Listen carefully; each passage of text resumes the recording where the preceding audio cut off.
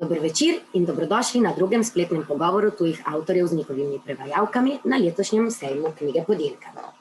Danes boste lahko spremljali pogovor med prevajalko Petro Meterc in Sunjeevom Sahoto, britanskim romanopiscem sikovskega porekla.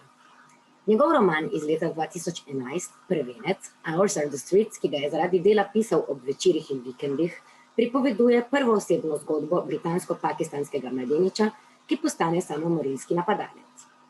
Leta 2013 ga je revija Granta imenovala za enega najbolj perspektivnih mladih britanskih piscev. Še več uspeha pa je doživel z romanom Leto ubežnikov ali v izvirniku The Year of the Runaways iz leta 2015, ki mu je prinesel nagrado Evropske unije za književnost in pristal v ožjem izboru za nagrado Booker. Roman Leto ubežnikov je tik pred izidom v slovenskem prevodu pri založbi KUD Police Dubove, s katero pripravljamo pričujoči programski sklop. In je tako prvi Sahotov roman, ki je preveden v slovenščino. Sahota se v tej romaneskni sagi loteva aktualne tematike migracij, ki jo postavi v nadvse oprijemljive okvire vsakdana.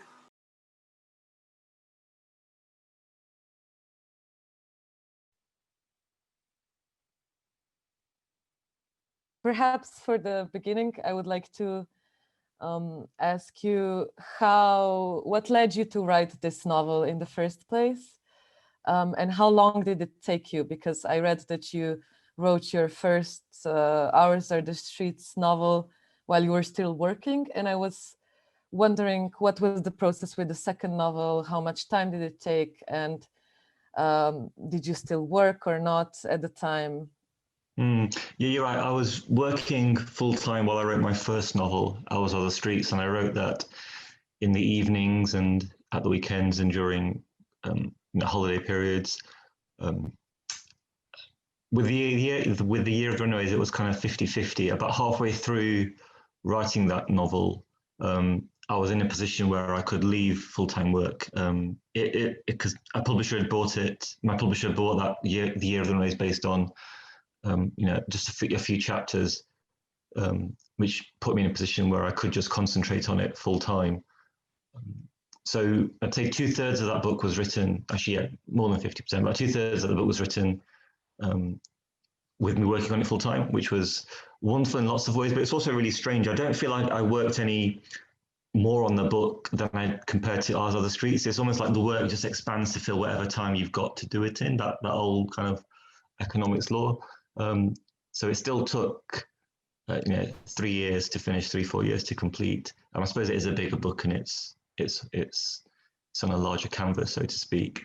But in terms of the process of writing it, Ours Are the Streets felt quite organic. There was a lot of stopping and starting and scrapping drafts and doing it again. I felt like I was learning about that book as I was going, and probably because I didn't really plan it out at the beginning at all. Whereas with The Year of the Runaways, I did spend a lot of time before writing a word just planning the story out and trying to understand how the characters would move through the year and what their histories and pasts were, which I think enabled me just to go through the writing of that book in a slightly more stately and dignified fashion rather than just going, oh my God, there's a mistake, scrapping it and starting again all the time.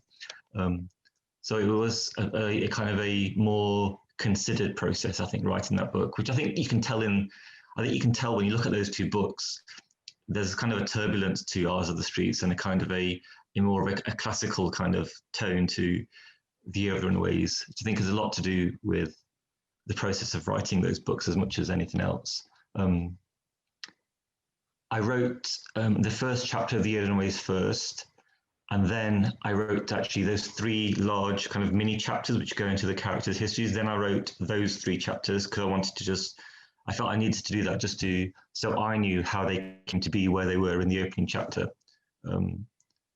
And then I went back and wrote the rest of the book, filled in those missing chapters early on, and then carried on with the rest of the book once all the characters were kind of explained and in situ. So that was kind of the process of writing it, and it took about 3 years or so to write, and there's a year of editing with my editor and publisher before it actually does finally hit the shelves. And did you the structure is very carefully planned in this book, as you mentioned. Did you, before sitting down and writing, did you plan the structure first, or did you think of it, while you were writing it already and, just piecing it together? No, unlike Ours Are the Streets, which wasn't planned at all, I did plan the structure for the Edelweiss quite closely. I knew I wanted to open with all 4 characters arriving in Sheffield, and there to be a question mark about how they got to be there, so far away from their home. And then slowly I wanted to go back and reveal that to the reader. And I started off with Drugi because I felt he's the last character to arrive in chapter 1, really. He's kind of like the outsider, the interloper who kind of like arrives, and which is a kind of an archetype, isn't it, in novels, when the stranger comes in and sends everyone into a bit of a tiz. So I started off with his history because I thought that would be the most surprising thing to do, and also because I wasn't quite sure how he came to be in Sheffield at the turn of the century. So I was interested in that as well. And then I knew I wanted to keep Narinda as a mystery for as long as possible. I wanted to keep the reader sort of kind of enthralled to her and about questioning her motives, about why is she doing what she's doing.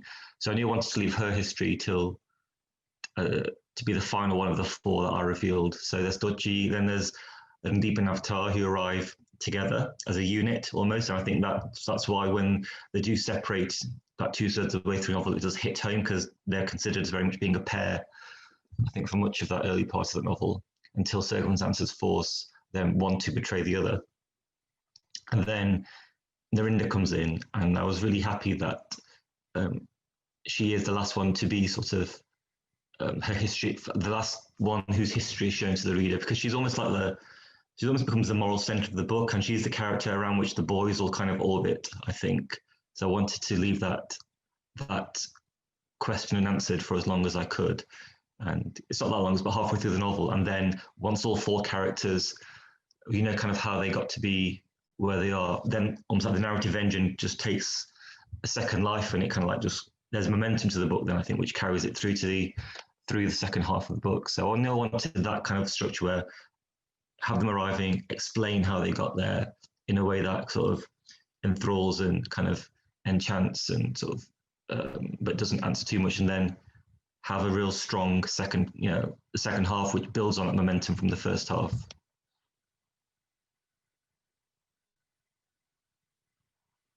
The characters, they all come from different backgrounds, class, caste. Did you have to do much research regarding some of the particularities of the backgrounds of the characters and their because I think that I think the best quality of this novel for me is how different they all are, and they're still stuck in the same positions almost. But the deeper you dwell into their stories, you just realize they're completely different in terms of their initial position.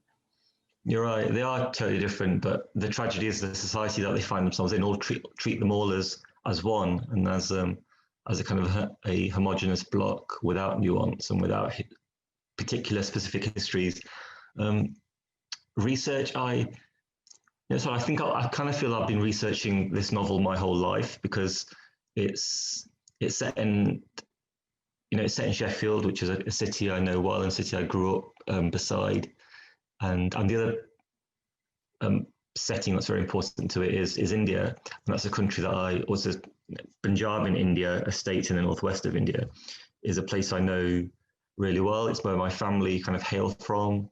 It's where I've still got a large kind of family contingent there.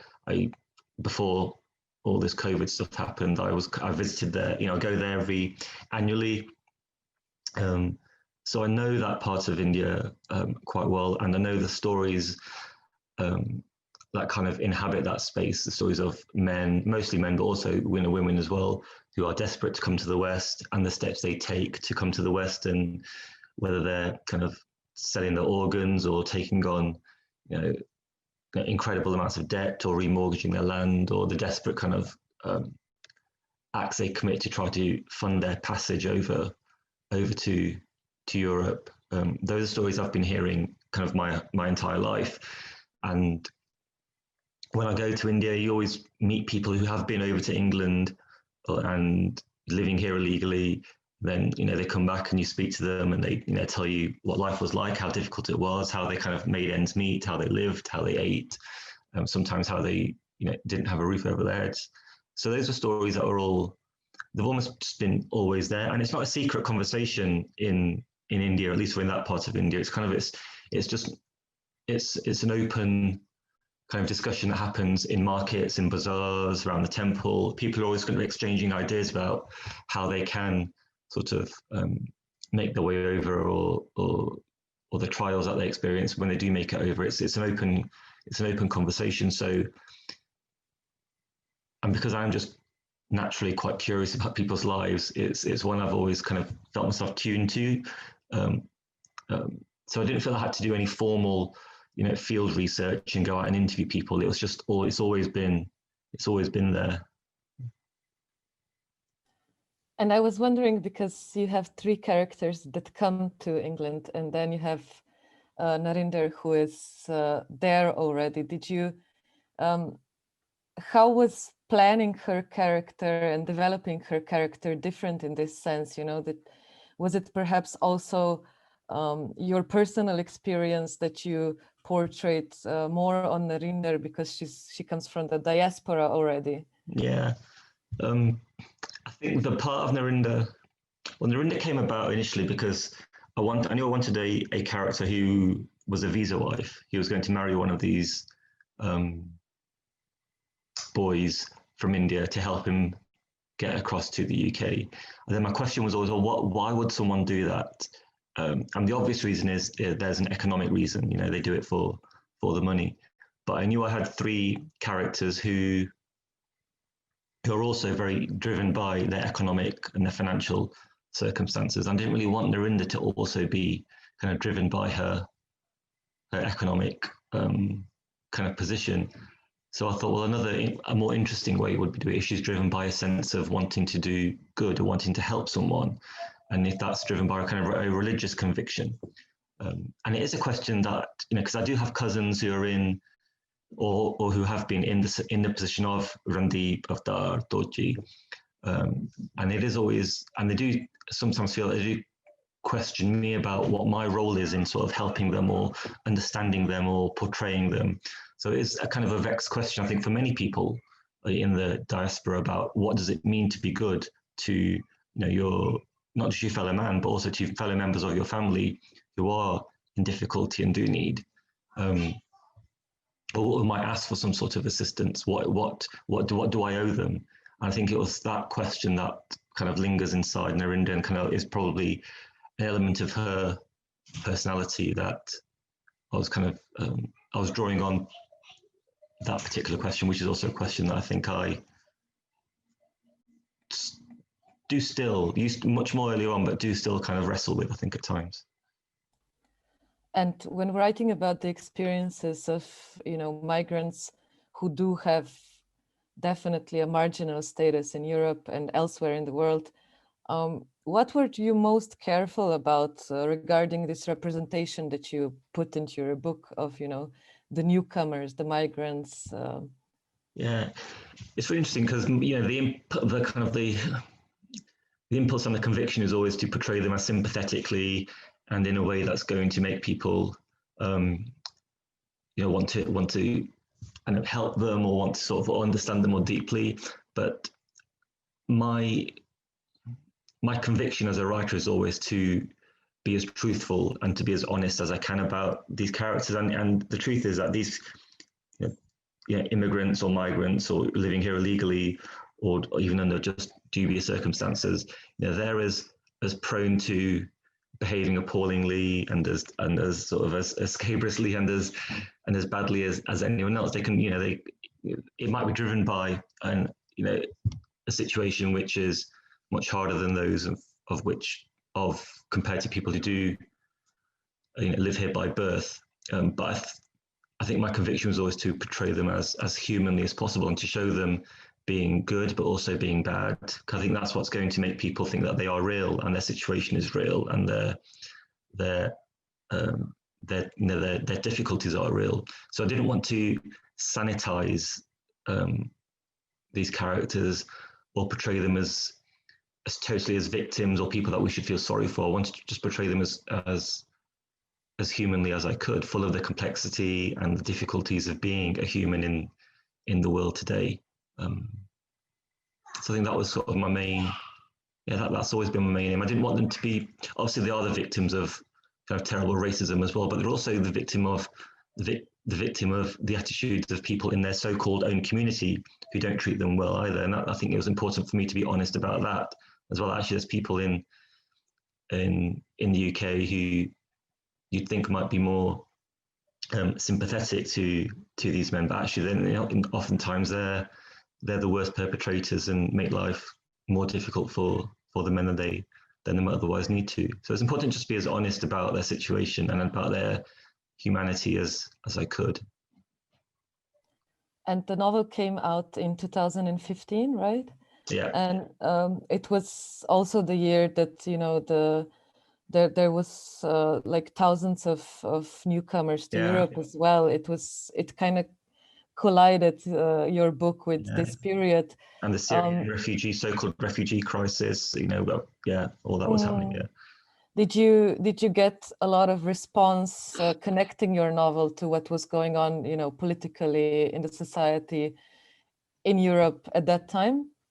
Yeah, it's really like strange. I mean, everyone kept on, lots of reviewers and readers kept on saying that it's such a topical, timely book, and how it's just come out at just the right time. And there was also in England, we had Theresa May was our Home Secretary at that time, and she went on, of course, to become Prime Minister. And there was this hostile environment towards immigrants in the UK. There were these vans going around saying like "go home" and all this kind of awful behaviour on behalf of from our government. So everyone kept saying just how topical and timely it is, and I just felt, well, if it's topical and timely, it's been that way for 2,000 years. You know, this story of people wanting to or trying to make their way across borders to improve their life isn't new. It's always been there. So it doesn't feel timely or particularly resonant now. I just feel like this is just how it's always been, until we do redefine the way we think about borders and homelands and our attitude towards people in different parts of the world and attitudes toward wealth distribution. Until those change, those attitudes saying this story is always going to be needing to be told. And I was also wondering, in the novel, your language is specific in the sense that you use a lot of words that are not of English origin, and you just put them into the text. And I was wondering, how do you think about that? How do you think about, you know, infusing English with foreign words that, you know, the common English or, you know, English reader won't understand? How did you consider this when you were writing it? Yeah, no, good question. It's interesting because I'm just finishing writing my third novel now, and I've taken a different approach then because the book demands a different approach. Whereas with the 𝐻𝐸𝐴, firstly, you're right, there's lots of untranslated Punjabi in the book.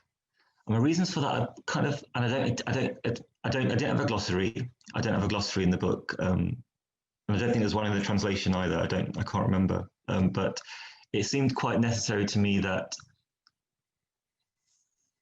for the novel in English, at least, that things weren't kind of explained or handed to the reader on a plate too easily. I thought these young boys, they're coming to the UK, they're confused, they don't know what's happening, they're in a state of tumult. You know, and there's this constant question of them trying to work out the country and work out their position in the country. And I wanted the language to reflect that for the reader. I want the reader to be put in a similar position to those characters. So I think if the reader is reading the book and they come across, you know, a sentence or two in Punjabi and they're confused and they can't work out what it means and they're trying to kind of piece things together, I think that interestingly puts the reader in the position of the character. So it's quite important for me to have that parallel. It's one of the kind of more, I'd like to think, kind of more the it's kind of the art of this particular book. Also, it's a book that's very much about kind of a subculture, a very internal and interior world. So I wanted there to be that sense of secrecy, kind of things being known only to the boys. And I think having that element of Punjabi and the words being untranslated kind of adds to that as well. Like, this is a secret world that we're almost just overhearing. The reader's almost just like being allowed into it for this 1 year. So those, I think, were the main reasons why I thought it was important for me not to have a glossary or the Punjabi words translated, or to even have them in italics. I think it was quite important for me in the novel in English that there is that sense, because I think italicizing words, so-called foreign words, can other them. It creates this othering, kind of like this is something that's different. This is something that's not part of the English language. And I didn't want that sense. I want this is all just a unified whole, unified kind of representation of these men in England. And it's quite important for me to have that. And also, of course, and if things don't make sense in context, if the reader doesn't make sense of something, then I think that's fine. I think that's okay. It's just part of the music of the book and the background of the book. And no one would ask a kind of a white British author, the white American author, to explain something for an Indian audience. So I don't see why I should have to go out of my way to explain something for any other audience either. I think it should be a given that this is what's right for the book, and this is what represents these characters. This is how language is being used to represent these characters' interior world most effectively. I also read somewhere in one of your interviews, I think, that you say that you learn most from reading. And I was wondering, which books do you think that kind of like gave you the most knowledge or inspired you the most to write The Year of the Runaways? A big influence, I think, is Rohinton Mysteries: A Fine Balance, which is a novel set in India during the Indira Gandhi's emergency in 1974-75. So that book, it's a big book. It's 708 pages. It's about 4 characters who come together in Bombay, and about their difficulties over the course of 2 or 3 months. And I read that book when I must have been about 19, 20, and it just blew me away, really. It was the first book that properly absorbed me and kind of made me really just care deeply about the characters and their fates. And I knew that I wanted to write. Well, I think The Year of the Runaways is kind of my attempt to write a book which does something similar. I wanted to write a book where the reader feels really invested in the characters and really cares about where they end up. And I almost think that if Ours of the Streets was a book about kind of, as a nod to kind of my kind of adolescence and my past and how I feel about England, I think The Year of the Runaways is almost like a nod to my history of reading, really, the books that kind of made me want to be a reader. So A Fine Balance, and also there's big Russian novels, Anna Karenina, another book that I just kind of totally fell in love with, and made me really maybe not want to leave those characters. So I think those were kind of the big books that made me want to write a kind of a large, immersive kind of character, book with an ensemble cast and characters that you don't want to sort of depart from. I really wanted to. I think the future holds, I think, different kinds of books, but I think The other one is almost like it's kind of me doffing my cap to the books that made me want to become a reader. And also lots of Irish novelists, particularly John McGahern, the late John McGahern, who wrote wonderfully about religion and guilt and shame and sex. And I think I love that particular strand of Irish writing as well, lyrical, but very much attuned to the emotional turmoil of a character as well. And well, the book was shortlisted for the Booker Prize, so it got a really great response everywhere in the West. And I was wondering what was some specific, if there were some response from the readers in India, perhaps, or from your own diaspora that you got after publishing the book. Yeah, no, the response, I mean, as a whole was just hugely positive, and it really, it kind of just shifted things for me as a writer, enabled me to just be a full-time writer, and it was wonderful. The response it's interesting how the response in India was different to the response in the UK in one way, whereas loads of UK readers, whether from the diaspora or not, said, we really admired liked the bits set in the UK, but the bits in India, those kind of chapters were amazing, and they told us so much that we didn't know about these young men's histories. And then, of course, when I went to India, they'd say, yeah, we like the bits in India, but we kind of know all that. But the bits in the UK, they were the ones that told us so much. Is that people, it's always, it's what they don't know, I suppose, that most captures people with this book in particular. So that was quite an interesting kind of juxtaposition I felt in readers' responses. But no, the reviews in India and the readers' response were just really wonderful, and they really responded to 𝐲𝐸's story. I think there's a sense in India when they were talking about 𝐲𝐸's story, because of course the readers in India who will read a book in English are of a certain class. They tend to be of the upper middle class. They can read in English. They probably have quite, they're living a reasonably comfortable life compared to the people like 𝐲𝐸. So I think it's almost like, and caste is still, it's a shame factor in India involved, where it's the thing that the middle classes in India don't talk about. They know it happens, but they just kind of choose to not sort of gaze at it for too long a time. So there was an element of some of the reader responses where thinking, yeah, this happens, and we need to address it, or we feel quite ashamed about it. There was a bit of it was touching a nerve with a certain section of that kind of Indian readership, which I thought was interesting, and the kind of the shame they still carry around ideas of caste, and how it does still absolutely control people's lives in quite a horrific way. And also, I think a specific, I mean, Sheffield is also kind of almost like a character in the novel, because you feel, I've never visited Sheffield, but I kind of feel like I know it a bit now after reading your novel.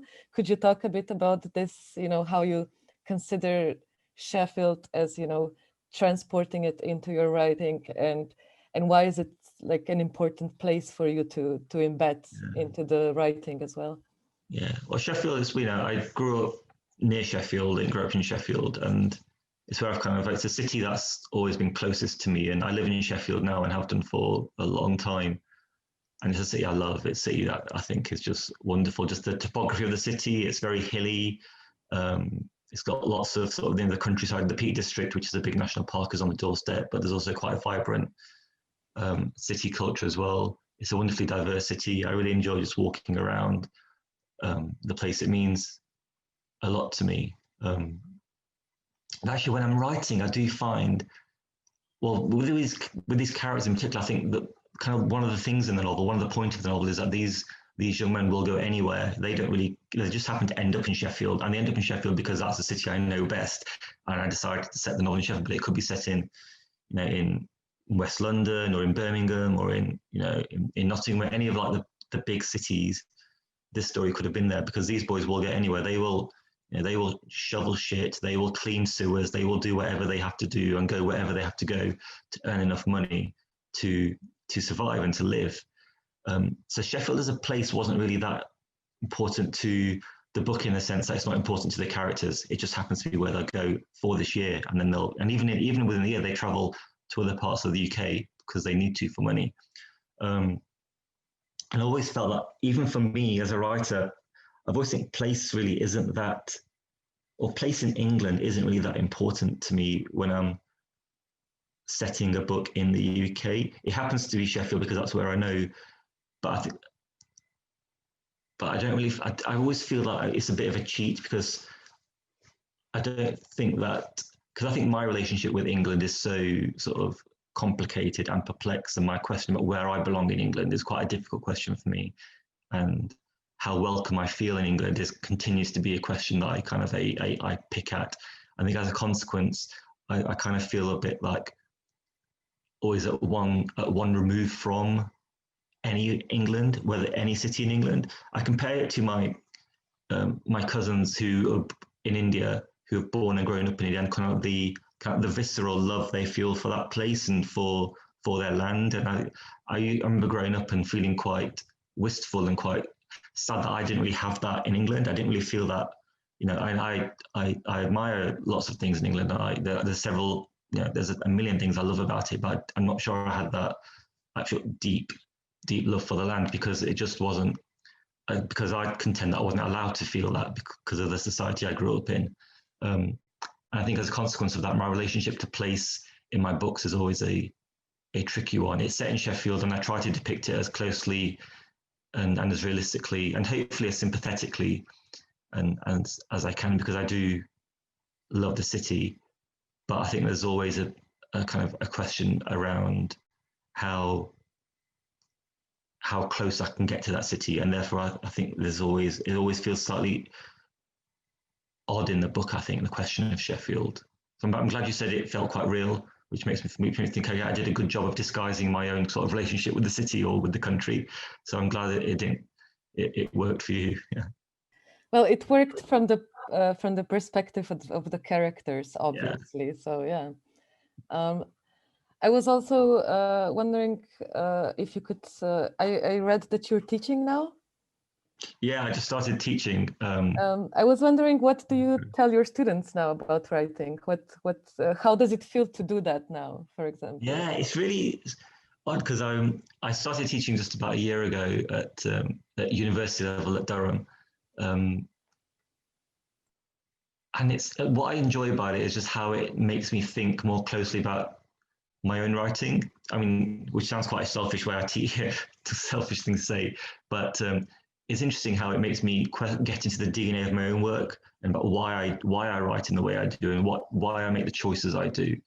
And because of course, you know, teaching creative writing or teaching any art, I'd contend there can't really be a sense that I'm the expert and I'm going to tell you, you know, I'm going to deliver my wisdom to you students and you will. It's very much the tutor learns as much as the students in many ways. So I love actually interrogating my own work by considering what the students have produced or said or done. What do I tell them? I tell them if you can possibly not be a writer, you know, if you can possibly do something else, it's probably better to do something else because it's not easy. And I tell them, you know, I think I'm probably quite. I tell them to think of character, but then this problem is that anytime you tell students to think about, to concentrate on something, you can always come up with a counterexample about how it could be done elsewhere, which is kind of the great, wonderful thing of the novel is that there are no rules. If you do it well, you can do whatever you want to do. I think that's what I tell them. If you want to, you know, write whatever you want to write, but do it well and find that thing that you really feel passionate about. I do tell them to spend some time at the beginning thinking really hard about what it is that really sort of ignites you and like fires you up, and what's that burning bush you really want to, that means a lot. And sometimes that might mean going into yourself, or sometimes it might mean going out there into the world. But you know, writing's it's never easy, but it's easier if you can write the story that only you can tell. And a new novel of yours is coming out next year. Yeah, Could you tell us a bit about what's it about, or just some perhaps info about how was the process now with the third novel? Yeah, it was an odd process. It felt like I almost felt like the novel was telling me what it wanted to be about and how I should write it, because I started off writing it in one way and that wasn't working. So I put that aside and started writing, spent 2-3 years writing other novels and trying to work out what that novel is. And slowly I just kept coming back to that original idea. So almost like I almost reversed into that original novel that I started off, and then it changed. And of course, but it was a really odd process where I felt like the novel was teaching me what it needed to be about. It's quite a personal book. It's quite a short book. It's not much more than 50,000 words. So it's kind of disgusting that it took over nearly 6 years to write. And it's kind of partly based on kind of my family history or my kind of a family legend, you know, from 100 years ago that's kind of been passed down. I'm kind of drawing on. I don't want to say too much about it. I'm sorry. I apologize, Petra. I'm being quite vague and mysterious. So I'm drawing on kind of my family history. It's mostly set in India, but it's set in both 1929 and in 1999. So it's got two strands running through it. And yeah, and it's going to be out next spring, summertime. Yeah, I'm a bit anxious about it because it is quite different. It's quite formally kind of, it's more obviously innovative compared to, I think, my previous books. There's structurally, there's a bit more going on, I think. But yeah, I'm looking forward to it being published. Yeah. I'm looking forward to reading it as well. I think that's it. We have around half an hour as it was planned. Brilliant. That was good. Yeah, Thanks. Yeah, thank you. Thanks, Petra. That was great. When does it come out? You have a date already, or? Yeah, it's May. In the UK, it's May. Then in the US, it's July. Great. Yeah. Oh, sorry. It's called China Room. I should have said the name. It's called China Room. Okay. We will check it out definitely and read it. Yeah. Thanks, Petra. Yeah.